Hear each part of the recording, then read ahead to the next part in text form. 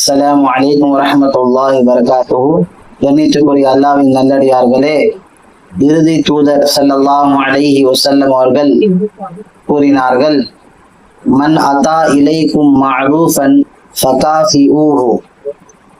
எவர் நம்மோடு உபகாரமாக நடந்து கொள்கின்றார்களோ அவர்களோடு நாமும் பிரதி உபகாரமாக நடந்து கொள்ள வேண்டும். கண்ணியமானவர்களே, இந்த ஹதீஸிலே சொல்லப்பட்ட விஷயம், யார் நமக்கு உபகாரமாக உதவியாக இருக்கின்றார்களோ நாமும் அவர்களோடு அவர்களை கண்ணியப்படுத்த வேண்டும், அவருக்கு நாம் உதவியாக இருக்க வேண்டும் என்பதுதான் நபி ஸல்லல்லாஹு அலைஹி வஸல்லம் அவர்கள் சொல்லி காட்டுகின்றார்கள். இஸ்லாம் நமக்கு கற்றுக் கொடுக்கக்கூடிய விஷயம் என்ன? எந்த மனிதர் நமக்கு தீங்கு விளைவிக்கின்றார், கெடுதி செய்கின்றார், சிரமம் கொடுக்கின்றார்,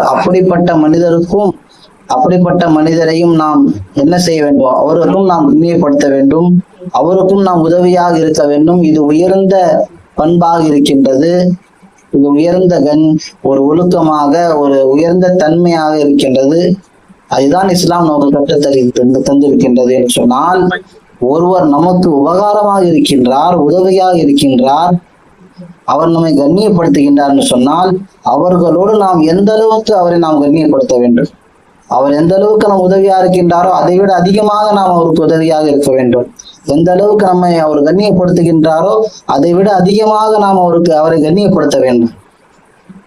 அதற்கு மாறாக நமக்கு கண்ணியப்படுத்தியவரை, நமக்கு உதவியாக இருந்தவரை நாம் அவருக்கு தீங்கு விளைவிப்பது, அவருடைய மனம் சங்கட்டப்படுற அளவுக்கு நாம் நடந்து கொள்வது, மனதிலே அவருக்கு சிரமம் ஏற்படக்கூடிய வார்த்தைகளை பயன்படுத்துவது, அவரை மன உளைச்சலிலே ஈடுபடுத்துவது, இதெல்லாம் இருக்கின்றதே, இது ஒழுங்கீனமாக இருக்கின்றது. இதை இஸ்லாம் ஒருபோதும் ஏற்றுக்கொண்டாது.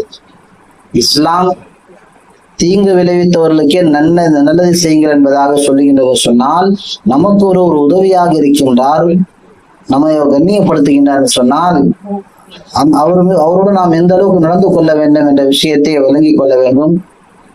அதைவிட நமக்கு எந்த உதவி செய்தாரோ அதை விட அதிகமாக நாம் அவருக்கு உதவி செய்யக்கூடிய விஷயத்திலே அதிகப்படுத்த வேண்டும். இதுதான் மனிதத்தன்மையாக இருக்கின்றது. இதற்கு மாறு செய்வது இது மனிதத்தன்மைக்கு அப்பாற்பட்ட ஒரு விஷயமாக இருக்கின்றது. ஆகையால் ஒருவர் நமக்கு உதவியாளராக இருந்தால் அவருடைய உதவியை ஒருபோதும் மறக்கக்கூடாது. அவருக்கு பிரதி உபகாரமாக நாம் நிச்சயமாக நடந்து கொள்ள வேண்டும். இதுதான் நமக்கு நபி ஸல்லல்லாஹு அலைஹி வஸல்லம் அவர்கள் கற்றுத்தந்த பண்பாக இருக்கின்றது. அல்லாஹ் அமல் செய்ய தௌஃபீக் தந்து கிருபை செய்திருவானாக.